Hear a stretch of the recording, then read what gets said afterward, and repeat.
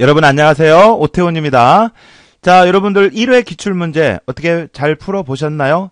자, 문제를 풀 때와 우리가 앞에서 내용을 할 때와 또 약간 그게 매치가 잘 안 돼서 문제를 풀 때 낯설어 하시는 분들도 계세요. 자, 그런데 걱정하지 마시고, 자, 분명히 앞에서 다뤘던 내용들이거든요. 그래서 문제를 풀 때 만약에 잘 모르겠다, 또 처음 보는 것 같다 하는 부분이 있으면 그때 정리를 하시면 돼요. 아직 늦지 않았습니다. 아셨죠? 자, 그러면 이제 이번 시간은 2회 기출문제를 풀어보도록 하겠습니다. 자, 그럼 먼저 어플리케이션, 알고리즘에 관한 문제를 먼저 살펴보도록 하죠. 자, 제시된 그림은 다음 1 이상 1억 미만의 정수를 입력을 받아서 문자열로 변환을 해서 출력하는 순서도이다 이거죠. 그러니까 1부터 해서 1억 미만의 정수, 숫자를, 임의의 숫자를 입력을 받아요. 그래서 그 입력받은 숫자를 문자열로 변환을 해서 출력하는 그러한 순서도이다 이거죠. 자, 그래서 처리 조건에 따라서 이제 가로에 들어갈 내용을 보기에서 찾아서 마크하는 그런 문제인데, 처리 조건을 읽어보니까 사용되는 변수는 다음과 같다. 그래서 자, M이라고 하는 것은 1 이상 1억 미만의 정수가 저장이 되는 변수. 그러니까 이 M이라고 하는 것은 이제 입력받은 숫자를 기억해두는 변수다 이거죠. M은. 자, 그리고 A에 10개의 공간을 가진 배열이 있어요. 1차원 배열. 근데 여기에 이렇게 문자들이 저장이 되어 있는 게 숫자 형태의 문자죠. 숫자 형태의 문자가 이렇게 저장이 되어 있는데, 자, 여러분들 이렇게 어떤 자료에 이렇게 큰 따옴표가 있는 거, 이런 것들은 문자를 의미를 해요. 알겠죠? 그래서 A라고 하는 배열에 0부터 해서 각각 숫자 형태의 문자들이 쭉 저장이 되어 있고, 자, 그 다음에 S에 20개의 공간을 가진 S 배열은 변환된 값이 이 저장이 되는 배열이다 라고 되어 있네요. 자, 그 다음에 변환된 문자는 1000단위마다 또 콤마를 찍어야 돼요. 1000단위마다. 그러니까 예를 들어서 1234567을 입력을 받았다. 그러면 요거를 이렇게 1000단위마다 이 콤마도 문자잖아요. 그죠? 그래서 1000단위마다 콤마도 찍어지도록, 그렇게 하는 형태고요. 자, 그 다음에 배열의 인덱스는 0부터 시작한대요. 1부터가 아니라. 이런 거 주의하셔야죠. 0부터 시작한다. 0부터 시작한다라는 거. 배열의 첨자는. 자, 그 다음에 퍼센트 기호. 요거는 나머지를 구하는 연산 기호다. 이거죠. 여기 문제에서는. 자, 그 다음에 요거는 나누기 연산자. 요거는 나머지 연산 후 소수점 이하는, 그러니까 나머지 연산, 나누기 연산이죠. 나누기 연산 후 소수점 이하는 절삭을 하도록 하는, 그러니까 정수값만 취하는, 나눴을 때 그 정수값만 취하는 연산자다. 이렇게 해서 주어졌네요. 됐죠? 자, 그러면 이제 이 처리 조건에 따라서 다시 한번 실제 예를 들어서 풀이하는 방법을 말씀드리도록 하겠습니다. 자, 예를 들어서, 자, 이라는 숫자를 입력받았어요. 1234567이라는 숫자를 입력을 받았어요. 그러면 요거를, 자, 요와 같이 1000단위마다 콤마도 찍어지도록 하는 숫자 형태의 문자로, 이 문자예요, 문자로 바꿔서 출력을 하겠다 이거죠. 알겠죠? 문자로. 자, 그러면 이렇게 숫자를 문자로 출력을 하기 위해서는 이거 하나하나를 분리를 해야 한단 말이에요. 하나하나를 분리를 해야 돼요. 하나하나를. 알았죠? 자, 그래서 바꾸는 방법은, 자, 입력받은 숫자를 한 자리씩 분리를 해야 돼요. 이거 통째로 가지고 있는, 이거 전체를 가지고 있는 문자는 없고, A라는 배열에 이거 각각 한 자리에 숫자를 대신하는 문자들이 있다 그랬잖아요. 그래서 그거를 이용을 하기 위해서 각 자리를 이렇게 분리를 해야 돼요. 분리. 알았죠? 자, 그렇게 한 다음에 분리된 값에 해당하는 문자를 A 배열에 찾아서 S 배열에 저장하는, 그러한 형태인데, 자, 이렇게 문제에서 이렇게 주어져 있습니다. A라는 배열에는 0번지부터, 항상 배열의 첨자는 이 문제에서는 0번지부터 시작한다고 그랬으니까 A의 0번지에 0이 들어있고, A의 1번지에 1이, A의 2번지에 2가, A의 3번지에 3이, 이런 식으로 해서 A의 9번지에 9가 들어있는 거예요. 자, 이 들어있는 얘네들은 뭐예요? 문자예요, 문자. 알겠죠? 자, 그래서 입력받은 숫자가 이렇게 하나의 숫자가 있지만, 이거를 각각 분리를 해서 이 A 배열에서 거기에 해당하는 문자를 찾아서 S배열의 순서대로 해서 저장을 하겠다. 이런 얘기죠. 알겠죠? 자, 그러면 보세요. 자, 이거를 이제 주어진 입력받은 숫자가 있어요. 그러면 이 한 자리만, 이 끝자리만 우선 이 A배열에서 찾아야 되니까 입력받은 숫자를 분리를 하는데, 분리를 하기 위해서는 어떻게 한다고요? 입력받은 숫자를 10으로 나누었을 때의 나머지가 분리된 값이더라. 자, 그래서 123만 4,567을 10으로 나누게 됩니다. 그랬을 때에 몫이 있고 나머지가 있는데, 우리가 필요한 건 이 몫이 아니고 이 나머지가 분리된 값이다 이거죠. 알았죠? 자, 그러면 7을 A배열에서 찾아요. 7은 어디에 있어요? 이렇게 쭉 보니까 A의 7번째에 있네요. 그죠? 그러니까 A의 7번째 값을 얘를 어디로? S배열에 처음부터 이렇게 가져오자 이거죠. 자, 그래서 가져와요. 가져오면 이렇게 되는 거죠. 됐죠? 자, 만약에 여기서 분리된 값이 6이야. 그러면 A배열에 있는 6번째에 있는 이 6을 가져오면 되는 거고, 분리된 값이 만약에 8이야. 그러면 A배열의 8번째에 있는 8번째에 있는 이 8을 가져오면 되는 거예요. 자, 그래서 봤더니 이 나머지가 분리된 값이 몇일지 모르잖아요. 그죠? 그러니까 여기가 만약에 7이다 그러면 A 7번째에 7이 들어있으니까 A 7번째를 가져오라고 하면 되고, 여기 분리된 값이 만약에 8이다 그러면 A 8번째 이 인덱스 A 8번째가 8이니까 8을 가져오면 되고, 즉 무슨 얘기예요? 이 나머지에 해당하는 번지의 값을 가져오면 되는 거예요. 다행히 이 인덱스하고 인덱스에 들어있는 이 값하고 어때요? 숫자가 같아요. 그죠? 문제에서 0번지라고 했고 0부터 이렇게 들어가 있거든요. 그러니까 다행히 이 인덱스 첨자하고 그 다음에 그 배열 안에 들어있는 값하고 똑같다고요. 그죠? 다행히. 그러니까 예를 들어서 나머지가 7이다. 그러면 A 7번째에 7이 들었으니까 A 7번째를 가져오면 되는 거고, 만약에 나눠진 값이 나머지가 8이다. 그러면 A 8번째, 8은 A 8번째 들어있잖아요. 그러니까 A 8번째를 가져오면 되는 거고, 만약에 이 나머지가 9다. 그럼 9는 A 9번째 들어있으니까 A 9번째를 가져오게 하면 되더라 이거죠. 알았어요? 무슨 말인지?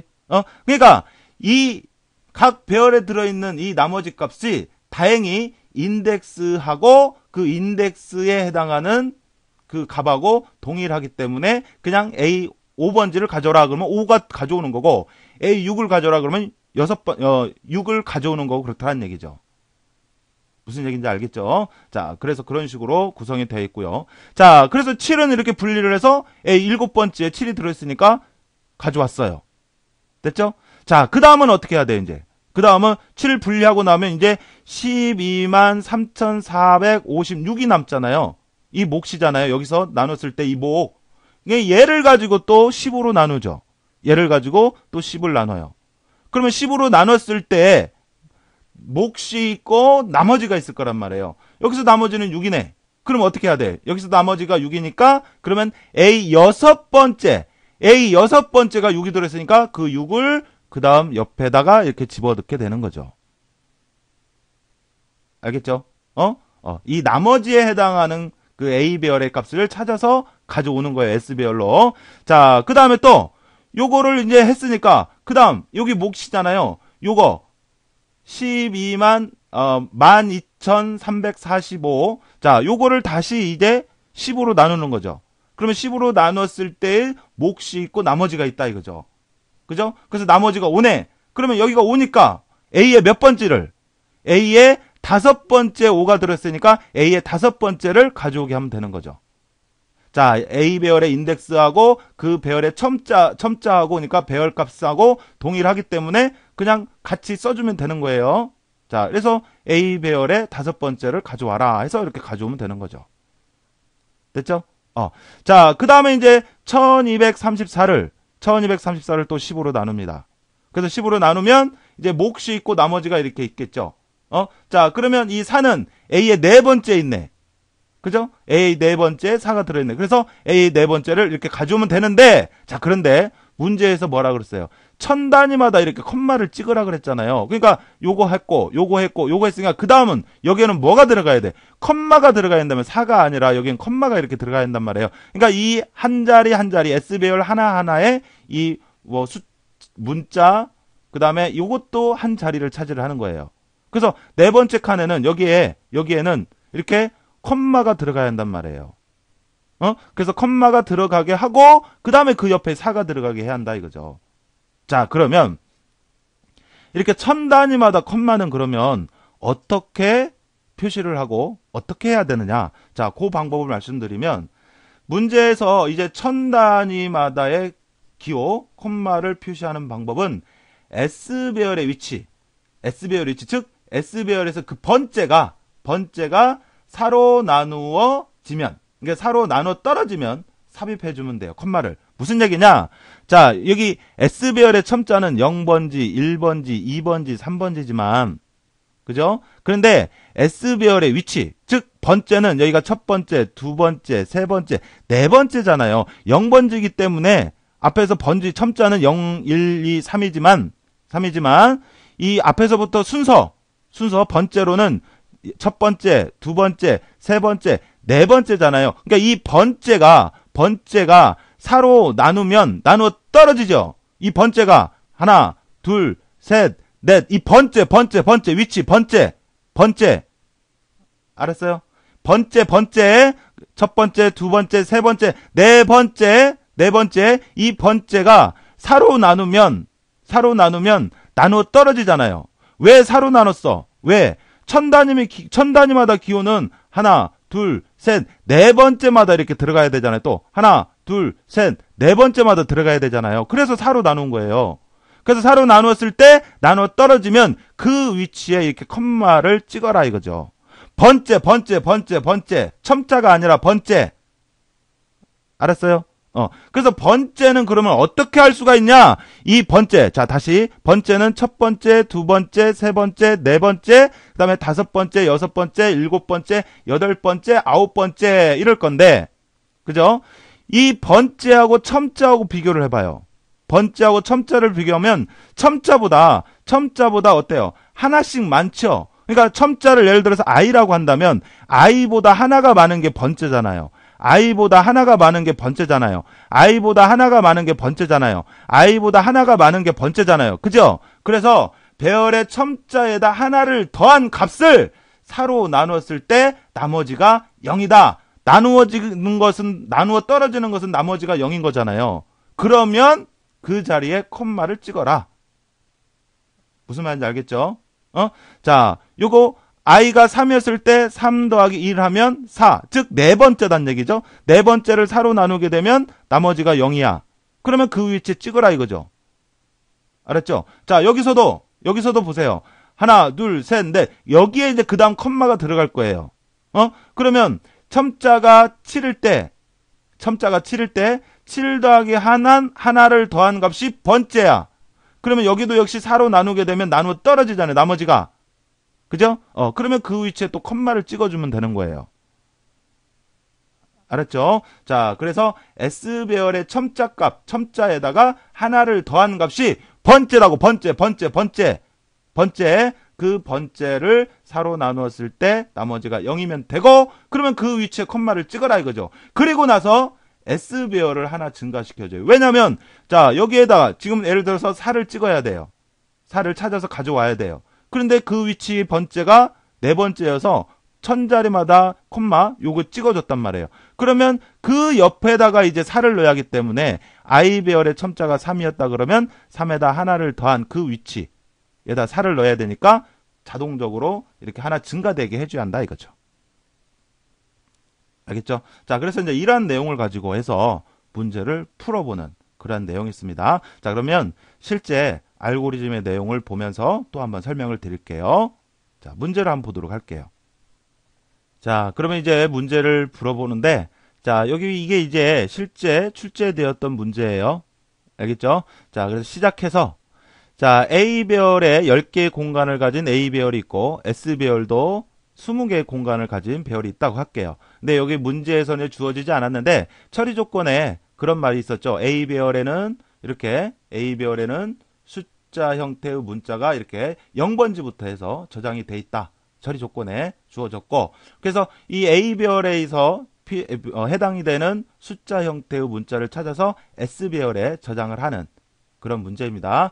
자, 그렇고 그 다음에 K와 I가 각각 0으로 초기값이 주어졌는데 K의 첨자는요. 문제를 여러분들 쭉 보세요. 보시면 자, K는 A배열의 첨자예요.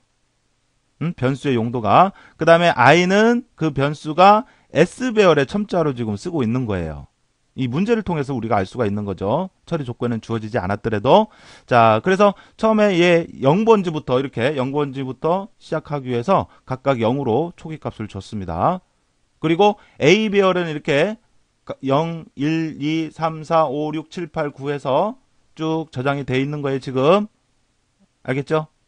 자, 그 다음에 이제 read m. 자, 숫자를 입력을 받았어요. 입력받은 숫자를 m이라고 하자고요. 그래서 예를 들어서 123만 4,567이라는 숫자를 입력을 받았어요. 알겠죠? 자, 입력받고 그 다음 밑으로 내려와서 m이 0이냐 그런데 이 m이라고 하는 거 금방 입력받은 숫자예요. 그러니까 0이 아니죠? 그래서 0이다 그러면 이제 이 부분으로 오는데 여기는 이제 출력하고 끝나는 부분이고, 그죠? 그 다음에 0이 아니니까 이 밑으로 내려왔다 이거죠. 됐어요? 자, 그래서 0이 아니니까 밑으로 내려왔습니다. 밑으로 내려와서 자, 그 다음에 자, 여기 볼게요. 여기는 이제 어떤 것을 물어봐가지고 그렇다. 그러면 SI 위치에 여기 뭐예요? 아, 이걸 보니까 우리가 뭐라는 걸 알 수가 있냐면 이 부분은 천 단위마다 콤마를 찍어주는 부분이구나. 이거를 우리가 알 수가 있는 거죠. 그죠? 그러니까 천 단위마다 콤마는 처음부터 이렇게 찍을 일은 없잖아요. 그죠? 그래서 이 조건을 만족하지 않는다 그러고 이제 밑으로 내려와 볼게요.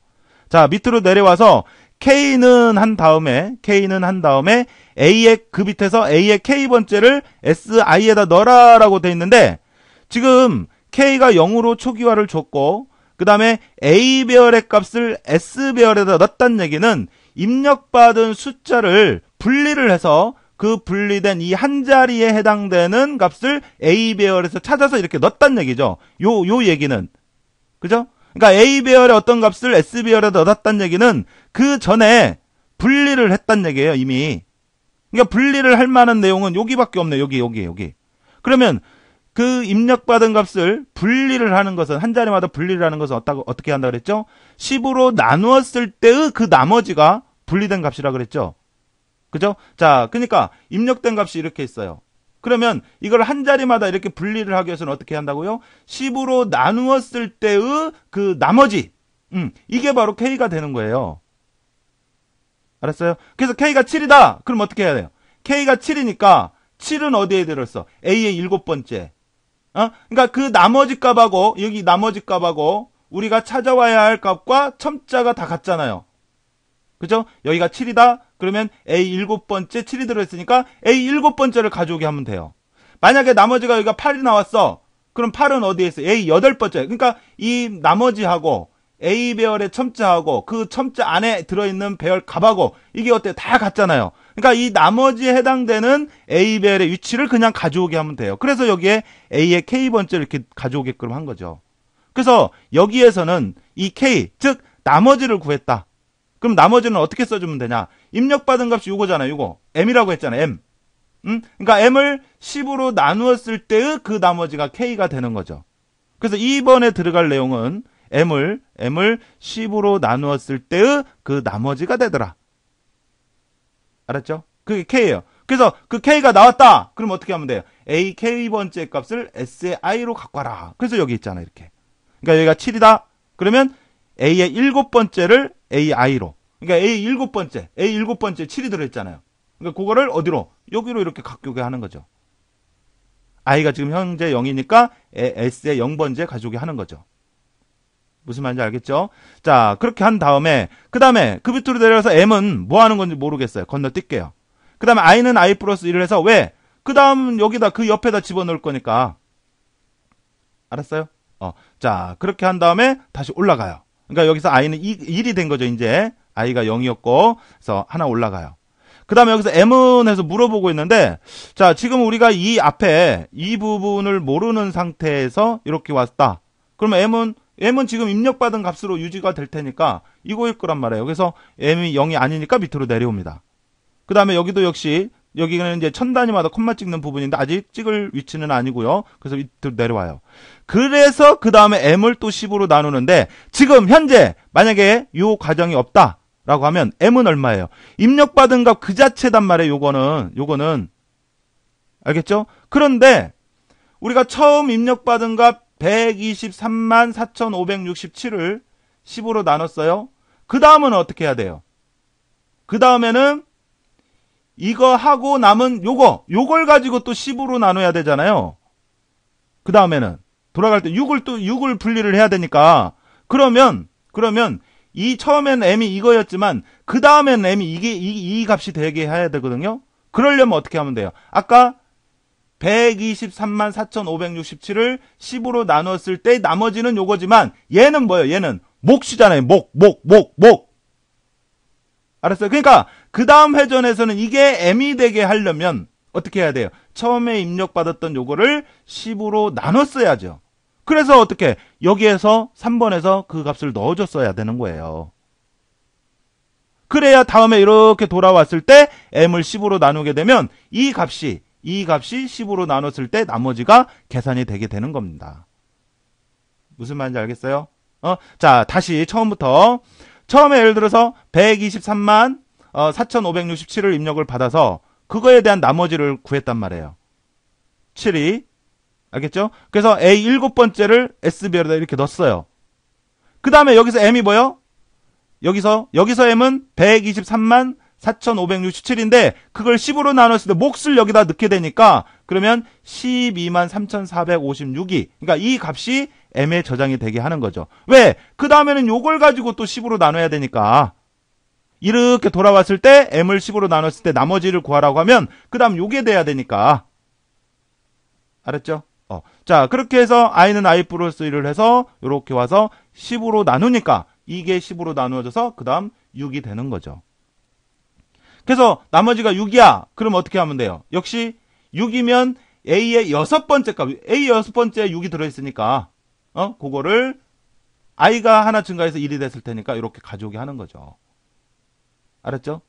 그 다음에 여기서 m을 10으로 나누게 되면 이제 몇이 돼요? 여기 현재 m은 요건데 요걸 10으로 나누게 되면 이 값이 되게 되는 거죠. 12,345. 알았죠?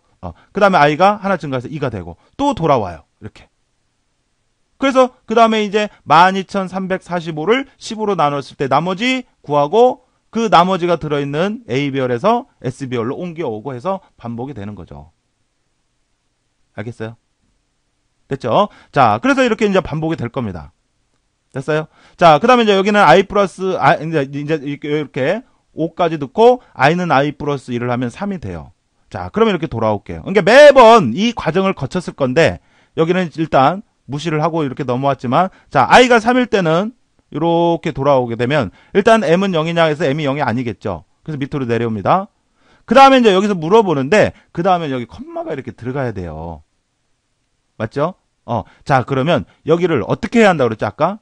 1000단위마다 컴마는 어떻게 찍어진다 그랬어요? 1000단위마다 컴마. S배열의 번째가 4로 나누었을 때 나머지가 0이면 나눠 떨어지면 된다 그랬죠? S배열의 번째라고 하는 것은 여기가 첫 번째, 두 번째, 세 번째, 네 번째. 즉, S배열의 첨자보다 하나 많은 값이라고 그랬잖아요. 그러니까 S배열의 첨자가 0이면 1, 1이면 2, 2면 3, 3이면 4 이렇잖아요. 그죠? 그러니까 지금 현재 i가 3이니까 이렇게 돌아오면 i 플러스 1을 하면 4단 말이에요. 여기가 4가 된단 말이에요. 현재 i가 3이면 그러면 i가 3이면 i 플러스 1에서 4가 되니까 나눠 떨어지잖아요. 그러면 그 위치에 지금 현재 i는 3인 거예요. 알았죠? 그 위치에 컴마를 넣어라 이거죠. 이렇게 컴마를 넣어라 이거예요. 자, 여러분 보세요. 그러니까 1번에 들어갈 내용은 S배열의 첨자가 i다 그러면 i 플러스 2란 값이 들어가야 돼요. i 플러스 2란 값이 이렇게. 알았죠? 그래서 i 플러스 2란 값이 4로 나누었을 때 나머지가 0이면 되는데 이렇게 i에다가 그냥 하나를 더했다고 해서 i 값 자체가 변하지는 않아요. 이와 같이 계산을 해서 그거를 i에다 넣었다 그러면 i가 변하지만 이렇게 그냥 단순히 계산만 하게 되면 변하지 않는단 말이에요. 알았죠? 그러니까 이렇게 돌아올 때 i가 3인 경우는 이렇게 해서 i 플러스 1하면 4라고 하는 그냥 계산만 했지 i 값이 변하지는 않아요. 무슨 말인지 알겠죠? 그래서 4 나누기 4를 하게 되면 나머지가 여기니까 이렇게 와서 현재 i는 3이요. 그러니까 S배열의 세 번째에다 이렇게 컴마를 찍어라 이거죠. 이렇게.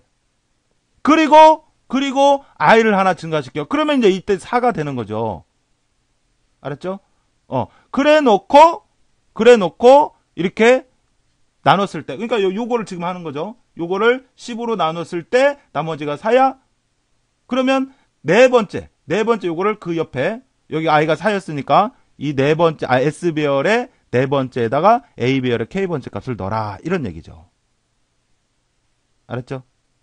무슨 말인지? 그러니까 이렇게 천 단위마다 콤마를 찍은 다음에는 그 전에 이렇게 들어올 때 i가 3이었지만 요렇게 해서 여기를 하나 증가시켜줘야 여기에서 4가 계산이 되면 그거를 그 옆에다 이렇게 찍어줄 수가 있는 거예요. 만약 이 과정이 없다 그러면 여기 컴마 찍고 그 위에다 또 4를 덮어 쓰는 게 된단 말이에요. 근데 4는 컴마 옆에다 넣어줘야 하기 때문에 이렇게 i를 한 번 더 증가시켜 준 거예요. 무슨 말인지 알겠죠? 자, 그래서 이제 이런 식으로 해서 숫자를 문자로 바꿔서 A별을 찾아서 출력을 하는데, 가령 예를 들어서 이렇게 쭉 반복을 한다고 할게요. 반복을 해서, 가령 예를 들어서, 쭉 반복을 해가지고, 예를 들어서, 자, 여기 해볼까요, 이제. 이 반복을 쭉 해서, 10으로 나눴더니 여기 2라고 할게요. 그러니까, 몫이 요거에서, 이제 다 하고, 요것만 남았다고 할게요. 12만. 그래서 그거를 10으로 나눴을 때의 나머지를 했더니 2가 됐어요. 여기가 2예요. 그러면 이제 A배열의 그 두 번째 있는 거, 요거를 이렇게 이제 쭉 넣고, 여기까지 한 겁니다. 그 다음에 이제 12를 10으로 나눴을 때 몫은 1이 되는 거죠. 그죠? 자, 그 다음에 이제 i는 i 플러스 1을 하면, 이제 여기가 이제 6이 될 거란 말이에요. i는 i 플러스 1을 하면 6이 되고, 7인가요? 7이 되고, 그 다음에 이렇게 쭉 와요.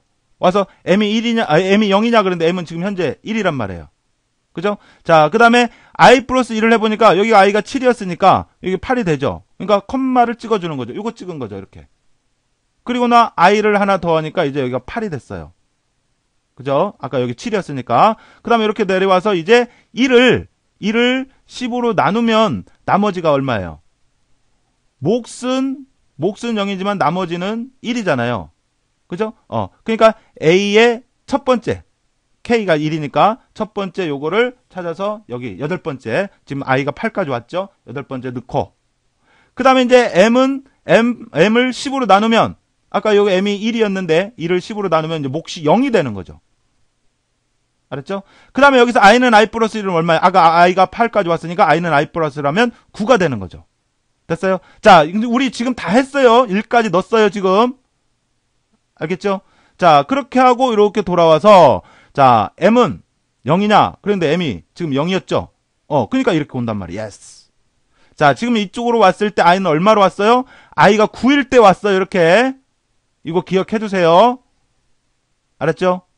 자, 그런 다음에 이렇게 와보니까, 자, 이제 4번. 여긴 몰라요.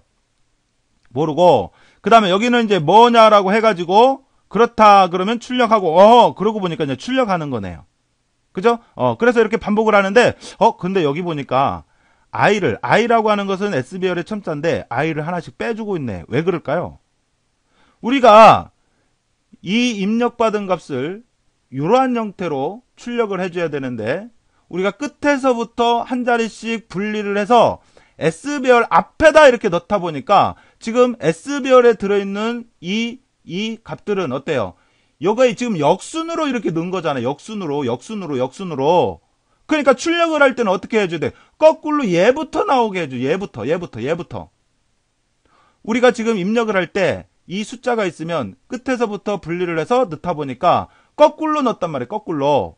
그러니까 출력을 할 때는 얘부터, 맨 마지막에 넣어줬던 얘부터 나오게 해야 제대로 된 이와 같은 형태로 출력이 되겠죠. 그래서 i를 하나 빼준 겁니다.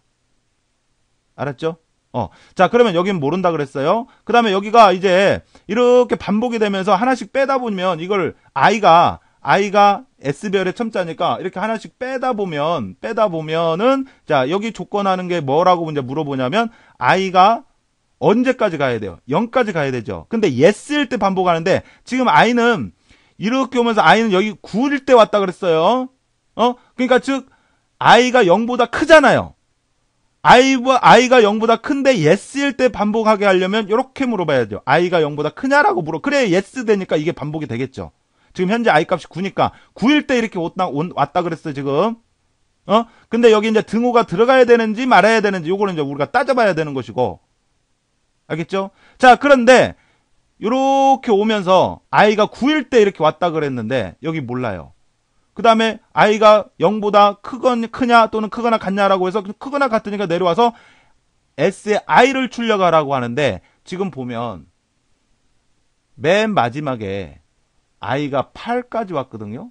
근데 여기 i가 9일 때에서 9를 출력하라고 그러면 출력할 수 있어요? 없어요? 없죠. 그죠? 그러니까 이거 출력하기 전에 그 전에 어디에서 i가 9기 때문에 이 i 값을 하나 뺐겠죠. 그게 어디냐? 여기다는 얘기죠. 여기는 이제 조건 부분이고. 그래서 4번에 들어가는 내용은 i는 i-1이 들어가는 거예요. 그래서 여기서 하나 빼서 8이 되는 거예요. 그래서 출력하라 그러면 8번째부터 출력이 되게 하는 거죠. 그래서 이렇게 반복을 하는데 아까도 얘기했지만 i가 0까지 가야 되니까 하나씩 빼줘서 여기서부터 하나씩 빼줘서 역순으로 출력하기 위해서 하나씩 빼줘서 0까지 가야 되니까 0하고 비교시키는데 이렇게 크냐라고만 물어보면 되겠냐 이거죠. yes일 때 반복한다 그랬죠. 자, 그럼 한번 해볼까요? 이렇게 쭉 반복을 해서 계속 출력을 했습니다. 그래서 1까지 출력했다고 할게요. 1까지. 자, 그러니까 1까지, 얘까지 출력했다고 하자고요. 그러면 i는 i-1 하면 여기가 0이 됐습니다. 됐죠? 여기 i가 1이어서 여기까지 출력을 했어요. 그 다음에 여기 그 밑에서 i는 i-1 하면 여기가 0일 거 아니에요? 그럼 이렇게 와봐요. 그럼 i가 0보다 크냐라고 했는데 현재 i가 0이니까 어때요? 이쪽으로 가게 끝나겠죠? 근데 요것도 나오게 해야 되려면 어떻게 돼요? 크거나 같냐라고 해서 같다라고 하는 것까지 들어가야 되죠. 그죠? 그래서 5번은 i가 0보다 크거나 같냐 이렇게 들어가는 거예요. 됐나요? 자, 이렇게 해서 전체적으로 반복을 해서 출력을 하게 되면 입력받은 숫자를 문자로 바꾸어서 출력하는 그런 내용입니다. 그래서 이 문제에서는요, 관건이 자, 요 부분 이해하셔야 되고요. 그러니까 천 단위마다 콤마가 어디에 들어가느냐? S배열에서의 그 번째가 사로 나누었을 때 나누어 떨어지는 곳. 여기가 첫 번째, 두 번째, 세 번째, 네 번째 이러잖아요. 다섯 번째, 여섯 번째, 일곱 번째, 여덟 번째 이러잖아요. 그러니까 이 번째에 해당하는 값을 사로 나누었을 때 나누어 떨어지는 곳에 콤마를 찍고 그 다음에 i를 하나 증가시켜줘야 이제 그 다음 문자를 여기다 넣으니까 i를 하나 증가시켜줬다라는 거고, 분리를 하기 위해서는 10으로 나눠져서 나머지가 10이면 되는 거고요. 그 다음에 입력을 할 때, 배열에 입력을 할 때 거꾸로 넣기 때문에 출력을 할 때도 역순으로 출력을 해줘야 한다라고 하는 거, 요 부분. 알았죠? 요런 것들을 해서 여러분들 정리를 좀 해주시면 되겠습니다. 자, 그 다음 이어서 데이터베이스에 관한 문제를 풀어보도록 할게요. 자, 데이터베이스 1번 문제를 보니까 데이터베이스 구조에 대한 논리적 정의로 저장장치 관점에서, 자, 이게 중요한 얘기죠. 저장장치 관점, 물리적 관점이란 얘기죠. 물리적 관점에서 데이터베이스를 정의를 하며 실제로 저장될 데이터 내부 형식의 물리적 저장 구조를 정의한 것이다. 그래서 데이터베이스 구조와 관련돼서 또는 데이터베이스와 관련된 모든 것들을 통틀어서 우리가 뭐라고 하냐면 스키마라고 하죠. 스키마. 그래서 1번 문제는 이 스키마의 종류를 물어보는 거예요. 스키마의 종류. 자, 그러면 여러분들 우리 스키마에 뭐뭐 있어요. 스키마에 보면 이렇게 내부 스키마가 있고, 그 다음에 개념 스키마가 있고, 외부 스키마가 있죠. 그죠? 자, 그래서 이렇게 스키마 3개가 있는데, 자, 이 중에서 이 내부 스키마라고 하는 거, 이건 뭐예요? 실제로 우리가 자료를 저장장치에 저장을 했을 때, 이 물리적 관점에서, 우리는 모르죠? 기계적인 물리적 관점에서 본 그런 구조를 우리가 내부 스키마라고 하죠. 내부 스키마. 그러니까 지금 문제에서 얘기하는 것처럼 저장장치 관점에서 물리적 저장 구조. 그러니까 물리적 저장 구조라고 하는 것은 데이터를 저장장치에 저장을 할 때 어떻게 해야 공간을 효율적으로 사용을 하면서 어떻게 해야 빠른 접근을 할 수가 있는지, 그런 기계적인 우리는 모르지만 물리적인 그런 구조에 대해서 나타낸 거, 물리적 관점에서 본 게 내부 스키마죠. 내부 스키마. 알았어요? 자, 그러면 개념 스키마는 뭐예요? 이제 이건 이제 논리적 관점이죠. 우리가 알아볼 수 있는. 그러니까 컴퓨터 내부에 저장 장치에 저장되어 있는 요거를 우리가 알아볼 수 있는, 이제 우리가 알아볼 수 있는 형태로 해서 전체적인 구조를 나타낸 게 바로 개념 스키마죠. 개념 스키마. 그 다음에 이 전체적인 것 중에서 사용자가 어느 하나를 선택을 했을 때 그 하나를 실행하기 위해서 필요한 여러 가지 내용들을 표현하고 나타내고 한 게 외부 스키마죠. 그러니까 이 외부 스키마라고 하는 것은 전체 중에서 사용자가 요구하는 하나죠. 하나. 전체 중에서 하나. 알겠어요? 자, 그래서 스키마의 종류 요 세 가지, 그리고 각 스키마의 개념들 정확히 구분해서 알아두셔야 됩니다. 자, 그래서 물리적 관점, 저장장치 관점에서 본 구조는 우리가 내부 스키마라고 얘기합니다. 자, 그래서 1번은 내부 스키마가 되겠고요.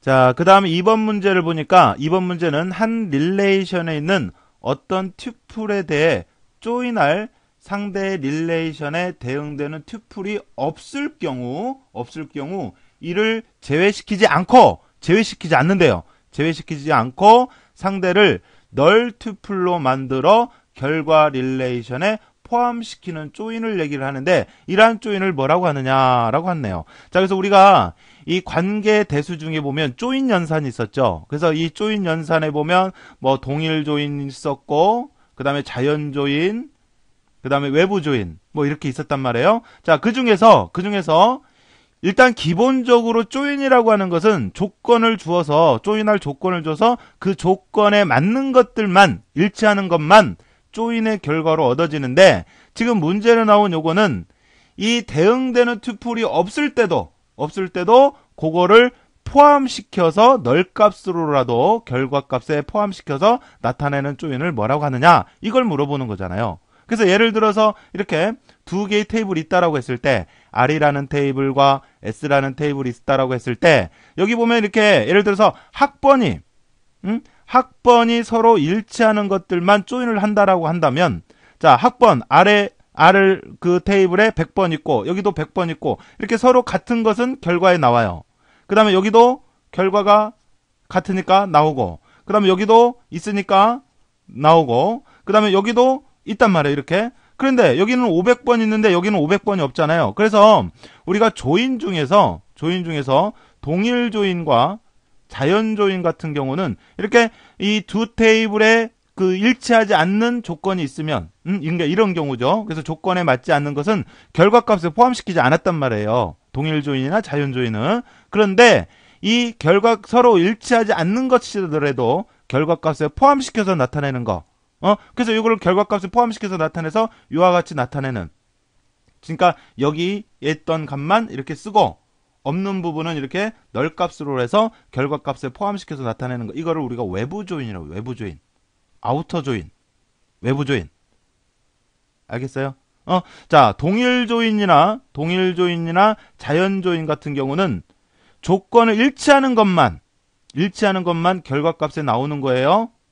그래서 동일 조인은 일단 이 두 테이블에 있는 이 항목들, 속성들을 일단 모두 다 결과 테이블로 만드는 거죠. 그래서 이렇게 해서 학번, 그 다음에 뭐 성명, 그 다음에 학년, 그 다음에 또 S 테이블 학번이 있으니까 학번, 그 다음에 학과, 이런 식으로 해서 이 두 테이블에 있던 모든 속성을 쭉 해서 그냥 단순하게 하나의 테이블로 만들어서 하는 게 동일 조인이고, 이 뭐 조건 일치하는 것만. 자연 조인이라고 하는 것은 그 동일 조인 결과에서 중복된 속성, 이 학번이 두 개잖아요. 그래서 중복된 속성을 제거해서 나타내는 게 바로 자연 조인이고 그랬죠. 알겠죠? 자, 그래서 지금 요 문제는 이 문제에서 요구한 것처럼 이 대상이 되는, 그러니까 조건을 만족하지 않는 것이더라도 결과값에 포함시키는 걸 뭐라고 하느냐, 이 내용이니까 외부 조인, 영문으로는 우리가 아우터 조인이라고 합니다. 그래서 외부 조인을 물어보고 있는 내용이고요.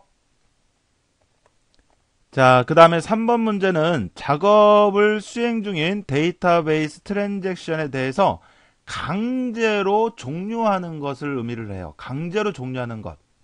강제로 종료. 그래서 강제로 종료를 시켜서 비정상적으로 종료가 되도록 하는 것. 이걸 얘기를 하는데, 우리가 이제 트랜잭션을 공부를 하면서 커미트하고요. 커미트하고, 그 다음에 이 롤백에 대해서는 여러 번 여러분들이 정리를 했었죠. 그래서 정상적으로 종료되는 경우를 커밋이라고 하고, 그 다음에 비정상적으로 종료되어서 다시 원위치 시켜주는 거, 취소시켜주는 거, 이게 롤백이죠. 근데 이 롤백이라고 하는 것도 우리가 강제로 종료를 하는 건 아니에요. 수행을 하다가 만약에 문제가 있었을 때 강제로, 우리가 인위적으로 강제로 종료를 시키는 게 아니라 수행을 하다가 문제가 생겼을 때 중단을 하고 다시 취소시키는 게 롤백이거든요. 근데 이 문제는 강제로, 설령 정상적으로 수행이 되더라도 강제로 그냥 종료를 시켜버리는 걸 얘기를 해요. 그러니까 커미트하고 롤백이 아니에요. 알았어요? 자, 그래서 우리가 이 문제 같은 경우는 우리가 수업상에서 다루지 않았지만 어버트라고 하는 명령어가 있어요. 어버트. 자, 어버트라고 하는 것은 문제에서 요구한 것처럼 트랜잭션에서 강제로 종료할 때 쓰는 어떤 하나의 명령어가 어버트입니다. 어버트. 알겠죠? 자, 그래서 우리가 내용상으로는 다루지 않았지만 이렇게 문제를 통해서 이 내용도 하나 알아두시기를 부탁드릴게요. 자, 그 다음 4번은 릴레이션을, 자, 릴레이션이라고 하는 건 테이블을 얘기를 하죠. 자, 릴레이션을 구성하는 속성, 항목들 중에서 튜플을, 행을, 자료를 유일하게 식별하기 위해서 사용되는 속성들의 부분집합이네요. 근데 어떤 속성들의 부분집합이냐면 유일하게 구별하기 위해서 사용되는 속성들의 부분집합을 뭐라고 하느냐라고 했는데, 이렇게 릴레이션 테이블에서 튜플들을, 자료들을 구별할 수 있는 키들은 뭐가 있냐면 후보키가 있어요. 후보키. 그리고 기본키가 있죠. 기본키. 후보키, 기본키가 있는데, 이 후보키나 기본키는 유일성도 만족해야 되고요. 그 다음에 최소성의 성질도 만족해야 됩니다. 알았죠? 그래서 이 후보키는 튜플들을 유일하게 식별할 수 있는 속성들의 부분적, 그러니까 여러 개가 될 수가 있는 거예요. 후보키는 여러 개가 될 수가 있는 거고, 그 중에서 내가 특별히 선정한 게 기본키예요. 그러니까 기본키는 하나에 하나. 알았죠? 기본키는 하나. 근데 문제에서는 그런 속성들의 부분집합이라고 했으니까 여러 개가 될 수가 있거든요. 알았죠? 자, 그래서 여기에서 4번에서의 답은 후보키가 되겠고요. 이 후보키 중에서 내가 특별히 식별을 하기 위해서, 구별을 하기 위해서 선택한 키가 기본키죠. 기본키. 그리고 이 후보키 중에서 기본키를 뺀 나머지를 우리가 대체키라고 하고, 대체키. 알았죠? 자, 그래서 4번은 후보키가 되겠고요. 자, 그 다음 5번은 데이터베이스 지리시에 사용되는 함수래요. 그러면 이 함수의 종류 뭐 여러 가지 있죠. 뭐 썸도 있고, 그 다음에 평균 구하는 에버리지 요것도 있고, 최대값 구하는 것도 있고, 그 다음에 뭐 최소값 구하는 것도 있고, 뭐 등등등 여러 가지가 있죠. 그런 함수들 중에서 문자열을 대상으로 하는 문자열을 모두 대문자로 변환을 해서 문자열 값으로 변환하기 때문에 보통 문자열을 비교할 때 사용할 함수. 그러니까 문자열을 가지고 작업하는 함수인데 대문자로 변환하는 함수. 대문자로. 그러면 우리가 함수들 중에서 문자열과 관련된 함수로는 크게 이렇게 어퍼라고 하는 함수하고 그다음에 로어라고 하는 함수가 있어요. 그래서 이 어퍼라고 하는 함수가 바로 대문자로 문자를 대문자로 변환할 때 쓰는 함수고, 소문자로 바꿀 때는 이 low라고 하는 함수를 쓰는 거죠. 알았죠? 그래서 여기 5번에서는 지금 문자를 모두 대문자로 변환할 때 쓰는 함수가 뭐냐라고 물어본 거란 말이에요. 알겠죠? 그래서 5번의 답은 어퍼 함수가 되겠습니다. 자, 이렇게 해서 데이터베이스 문제를 풀어봤고요. 자, 이어서 세 번째 과목 신기술 동향에 대해서 살펴보도록 하겠습니다. 자, 신기술 동향의 첫 번째 문제는, 자, 이것은 네트워크를 통해 전송하기 쉽도록 분할한 데이터의 전송 단위로 그랬네요. 자, 그래서 우리가 데이터 통신을 할 때 전송할 데이터가 이렇게 있으면 이거를 전송할 데이터를 통째로 보내는 게 아니라 전송하기에 알맞은 단위로 나누어서 전송을 한다 그랬죠. 그랬을 때 이 한 부분 한 부분을 우리가 뭐라고 한다 그랬어요. 전송하기에 알맞은 단위로 나눴을 때 이 한 부분 한 부분을 우리가 패킷이라고 한다. 이렇게 얘기를 했었죠. 자, 그래서 1번은 이 패킷에 대한 내용을 지금 물어보는 문제예요. 알았죠? 자, 그래서 패킷은 다시 정리를 하면 네트워크를 통해 전송하기 쉽도록 또는 전송하기에 알맞도록 분할한 데이터의 전송 단위를 우리가 패킷이라고 합니다. 아셨죠? 자, 그래서 1번은 패킷이 되겠고요. 자, 그 다음 2번 문제는, 자, 이것은 기업의 생산 계획 수립부터 시작해서 구매, 생산, 출하, 광고, 판매, 고객 관리 등 기업 활동의 전 과정을, 기업에서 수행이 되는 모든 과정을 컴퓨터 기반으로 연결을 해서 실시간 관리를 지원해주는 경영 지원 시스템으로 그랬네요. 그러니까 기업에서 수행이 되는 처음 단계부터 모든 전체 과정에서 이루어지는 내용을 컴퓨터 기반으로 연결을 해서 모든 자원을 실시간으로 관리해주는 경영 지원 시스템을 뭐라고 하느냐. 자, 요거를 우리말로 하면 기업 자원 관리라고 하죠. 기업 자원 관리. 알겠어요? 자, 그래서 기업 자원 관리라고 하는 것은 기업이 수행하는 모든 과정을 체계적으로 관리하고 하기 위해서 컴퓨터 기반으로 연결해서 실시간으로 기업에서 이루어지는 모든 관리를 실시간으로 관리해주는 경영 지원 시스템을 얘기를 합니다. 알았죠? 기업 자원 관리라고 하죠. 자, 요거를 우리가 이제 엔터프라이즈, 그다음에 리소스, 자원. 리소스, 그다음에 트레이닝 이렇게 하죠. 자, 그래서 우리가 ERP라고 하죠. ERP.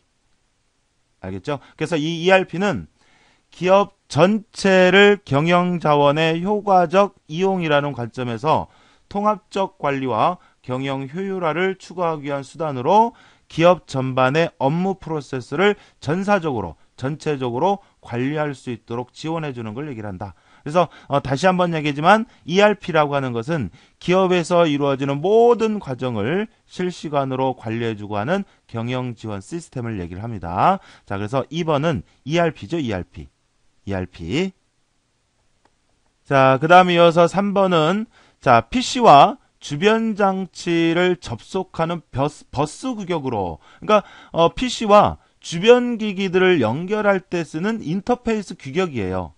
표준 규격. 그래서 주변 기기에 대해서 플러그 앤 플레이 기능을 지원한다. 자, 플러그 앤 플레이라고 하는 것은 우리가 컴퓨터에 어떤 장치를 연결을 했을 때 컴퓨터가 자동적으로 인식하게 하는 그런 기능을 얘기를 하거든요. 그래서 여러분들 우리 윈도우를 운영체제로 많이 쓰는데, 자, 컴퓨터에 어떤 장치를 연결을 했을 때 윈도우에서 기본적으로 연결된 장치를 자동적으로 인식하게 해서 그 장치를 쓸 수 있도록 하는데, 그런 기능을 플러그 앤 플레이라 그래요.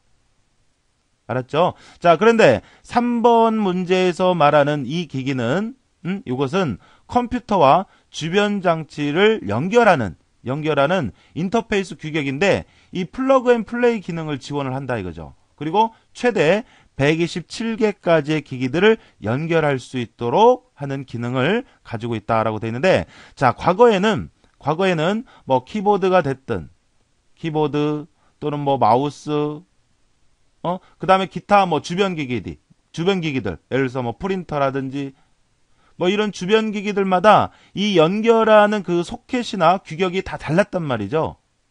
그런데 이거를 하나의 표준 규격으로 해서 범용으로 이렇게 연결해서 쓰는 거 있죠. 여러분 끝에 모양이 이렇게 생겨진 이런 걸 뭐라 그래요? 우리가 USB라고 하죠. USB. 그래서 USB라고 하는 것은 모든 기기들을 하나의 표준 규격으로 통합을 해서 우리가 쉽게 연결해서 쓸 수 있도록 하는, 그리고 USB를 연결하면 컴퓨터에서 자동적으로 인식을 해서 쓸 수 있도록 하잖아요. 그죠? 그래서 그런 기능을 플러그 앤 플레이라고 하고, 그 다음에 USB는 127개까지의 최대 127개까지의 기기들을 연결해서 쓸 수 있도록 지원하기도 하더라. 이런 얘기입니다. 그래서 3번은 USB에 대한 설명을 지금 하고 있는 거예요. 되셨죠? 자, 그 다음 이어서 4번요. 자, 4번은 데이터를 분할을 해서, 나누어서 복수의 여러 개의 자기 디스크 장치에 대해서 병렬로 데이터를 읽는 장치 또는 읽는 방식이다라고 되어 있네요. 그러니까 데이터를 분할을 해서, 나누어서 여러 개의 디스크 장치에 나누어서 저장을 한다 이거예요.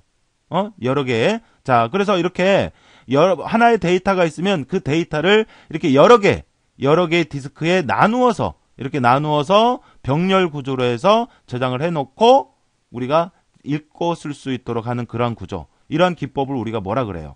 RAID라고 하죠. RAID. 알았어요? 자, 이러한 기법을 이용을 하는 이유는 데이터의 어떤 보안이라든지 이런 목적으로 또는 빠른 처리를 위해서 이렇게 구성을 하는데, 예를 들어서 하나의 데이터를 하나의 디스크에 저장을 했어요. 그러면 이 디스크가 만약에 문제가 생겼다 그러면 여기에 저장된 데이터들이 통째로 우리가 쓸 수 없게 되는 거잖아요. 그죠? 자, 그런데 이거를 그렇게 하지 않고 하나의 디스크를 쓰는 게 아니라 여러 개의 디스크로 데이터를 이렇게 나누어서 저장을 하는 거죠. 자, 그러면 예를 들어서 이 부분에 문제가 생겼다. 그러면 이제 이 부분에 있는 데이터만 설령 이제 사용할 수 없다 뿐이지 나머지 부분들은 쓸 수가 있고, 그 다음에 빠른, 예를 들어서 어떤 A라는 사용자는 이 데이터를 요구해. 그러면 이 데이터를 빨리 전달해주고, 그 다음에 또 다른 사람은 요구를 해. 그러면 또 빨리 제각각 그 필요로 사용자가 요구하는 데이터를 빨리빨리 전송해주고 함으로 해서 빠른 처리를 할 수도 있더라. 이런 얘기입니다. 알았죠? 자, 그래서 RAID라고 하는 것은 데이터를 나누어서 여러 개의 자기 디스크 장치에 나누어서 저장하는 그런 방식을 RAID 이렇게 얘기를 하는 겁니다. 되셨죠? 자, 그 다음 이어서 5번은요. 5번은 개인용 컴퓨터 사용자가 네트워크를 통해 데이터를 전송 및 공유할 수 있도록, 자, 여기 여러 개의 하드디스크 드라이브가 네트워크로 연결된 대용량 저장 장치 방식을 얘기를 하는데, 자, 금방 여기 우리 얘기했던 RAID라고 하는 것은 이 여러 개의 디스크로 데이터를 나누어서 저장을 한다 그랬죠. 그런데 이 여러 개의 디스크가 이제 하드디스크 하나하나, 요거는 이제 일반 사용자가 쓰는 하드디스크라고 보시면 돼요. 그래서 하나하나의 하드디스크가 얘네들이 이제 네트워크 상으로 연결되어 있는 거예요. 그러니까 네트워크 상으로 하나하나의 하드디스크를 연결해서 데이터를 나누어서 구성을 하는 그러한 형태. 이제 차이점이라고 하는 것은 이 5번에서 물어보는 이거는 이 하나하나의 하드디스크가 네트워크로 해서 연결이 돼 있다라는 거예요. 알겠죠? 자, 그래서 5번에서 얘기하는 요거는 이 RAID 기법을 네트워크와 접목시킨 확장된 형태라고 보실 수가 있는 거예요. 알겠어요? 자, 그래서 이러한 것을 이제 우리말로 하면 망부착, 이게 통신망을 이용한 망부착 기억장치 이렇게 얘기를 하죠. 망부착 기억장치. 알겠어요? 자, 영문으로 하자면 이제 네트워크를 이용한 네트워크, 그 다음에 어태치, 그 다음에 스토리지. 자, 그래서 NAS 기법을 지금 얘기하고 있는 겁니다. 알겠어요? 자, 그래서 5번의 답은 NAS 기법이 되겠습니다. 자, 이렇게 해서 신기술 동향과 관련된 문제들을 풀어봤습니다. 자, 이어서 이제 전산영어 관련 문제를 풀어보도록 할게요. 자, 전산영어 1번을 보니까, 자, 컴퓨터 이것은, 자, 이것 스스로 첨부된대요.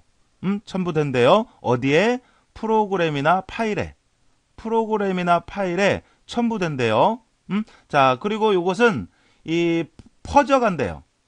어디로부터? 자, 하나의 컴퓨터에서 또 다른 컴퓨터로 퍼져가는데, 이 감염을 시키면서 이동을 한다, 이거죠. 감염을 시키면서. 그러면 하나의 컴퓨터에서 또 다른 컴퓨터로 감염을 시키면서 문제를 발생시키면서 이렇게 이동하는 거, 이걸 지금 뭐라고 볼 수가 있는 거예요? 퍼지는 거. 바이러스죠, 바이러스. 어떤 문제, 감염된 내용을 이동하면서 퍼지게 하는 거. 이거 바이러스에 대한 지금 지문입니다. 알겠어요? 자, 그래서 1번의 답은 바이러스, 컴퓨터 바이러스가 되는 거고요. 자, 그 다음에, 자, 2번을 보면, 자, 이 처리는 버그를 찾는 거대요. 버그라고 하는 건 뭐예요? 오류죠, 오류. 오류를 찾는데요. 언제? 사용자가 프로그램을 이용하기 전에. 사람들이 이 프로그램을 이용하기 전에 오류를 찾는 그러한 처리를 뭐라고 하느냐. 그런데 이 프로그램을 개발을 해서 프로그램이 이 사용자들이 사용하기 이전에 프로그램상의 오류가 있는지 없는지 이걸 확인하는 과정을 우리가 뭐라 그래요? 디버깅이라고 하죠. 디버깅. 그죠? 그래서 2번의 답은 디버깅이 되겠습니다. 자, 그 다음 3번을 보니까, 자, 이것은 스몰 픽처, 작은 그림이래요. 자, 대표한다 이거죠. 자, 뭐를 대표하느냐? 어떤 객체, 오브젝트나 프로그램을 대신하는 작은 그림이다 이거죠. 그래픽 유저 인터페이스. 자, 그래픽 유저 인터페이스라고 하는 것은 이제 그래픽 환경의 인터페이스를 얘기를 하는데, 우리 여러분들 대표적으로 윈도우 운영체제, 지금 우리가 쓰고 있는 윈도우 같은 경우 보면 모든 어떤 형태들이 외관상으로 봤을 때는 다 그래픽으로 구성되어 있잖아요. 그래서 사용하기 편하게 구성이 되어 있는데, 이런 그래픽 유저 인터페이스에서 어떤 오브젝트나 프로그램 이런 것들을 작은 그림으로 나타내는 걸 뭐라고 하느냐 이거죠. 그래서 여러분들 뭐 바탕화면이나 이런 데 보면 파일이나 어떤 프로그램을 실행시키고 할 때 작은 그림, 자, 요거 클릭하고 해서 실행시키고 하잖아요. 그죠? 익스플로러 같은 경우는 이 E자로 되어 있는 이러한 그림, 이런 걸 그래서 뭐라고 해요? 우리가 아이콘이라고 하죠. 아이콘. 맞죠? 자, 그래서 3번은 아이콘에 대한 답이 되겠고요. 자, 그 다음에 4번 문제를 보겠는데요. 자, 쭉 지문을 읽어보시면, 자, 요 부분을 보면 확인할 수가 있겠네요. 자, 요 부분이 무슨 얘기예요? 버전사의 후속 버전이다, 이거죠. 인터넷 프로토콜 버전 중에서 버전사의 후속 버전. 자, 그래서 우리가 인터넷상에서 정확한 데이터의 전송을 하기 위해서 컴퓨터 하나하나마다에 가지고 있는 주소, 이걸 우리가 IP라고 하죠. IP. 그러면 IP 지금 현재 버전이 예를 들어서 버전 4다. 버전 4. 그런데 이 IPv4가 이제 포화 상태에 이르렀단 말이에요. 컴퓨터 대수나 네트워크가 늘어남에 따라서. 그래서 이거를 대처를 하기 위해서 후속 버전으로 나온 게 뭐예요? 바로 뭐예요? IP 버전 6이죠. 그죠? 자, 그래서 이 부분을 보고 확인해 볼 수가 있는 거예요. 버전 4의 후속 버전이다. 후속이다. 이거죠. 그래서 IPv6은 자, 16비트로 해서 16비트 8부분으로 구성이 된다 그랬죠. 맞죠? 자, 그리고 128비트로 이루어져 있습니다. 알았죠? 자, 그래서 이 4번 문제는 IPv6 요거를 지금 얘기를 하고 있는 겁니다. 자, 그렇고요. 자, 그 다음에 5번 문제를 보니까, 자, 규칙이다 이거죠. 뭐를 규정하는, 그러니까 송신과 수신을 규정하는 규칙이다 이거죠. 어디에서? 우리가 이 의사소통을 하기 위해서 데이터 통신을 하기 위한 데이터 통신을 할 때 자료를 보내고 받고 하는 데 있어서 규정을 해놓은 규칙. 그래서 우리가 통신을 하는데 여러 가지 내용들을 규정을 해놓은 규칙. 이걸 우리가 뭐라 그랬어요? 통신 규칙. 이걸 바로 프로토콜이죠. 프로토콜. 맞아요? 자, 그래서 5번의 답은 프로토콜이 되겠어요. 프로토콜. 됐죠? 자, 이렇게 해서 이번 시간에는 기출문제 2회 관련된 문제들을 쭉 풀어봤는데요. 자, 앞에서도 우리가 기본 강의 시간에도 제가 누누이 말씀드리지만, 자, 여러분들이 이 네 과목 중에서 특히 신경을 쓰셔야 되는 것은 알고리즘과 데이터베이스 이 두 과목이에요. 알았죠? 신기술 동향과 전산 영어 같은 경우는 이 문제나 또는 우리가 수업 시간에 다뤘던 용어들을 반복적으로 학습해서 눈으로 읽혀두는 정도. 이게 뭐에 대한 내용이구나. 이렇게 구분할 수 있을 정도로만 해서 반복적으로 봐주시면 되겠고요. 됐죠? 자, 이렇게 해서 이번 시간 강의는 여기까지 해서 마치도록 하겠습니다. 여러분, 수고하셨습니다.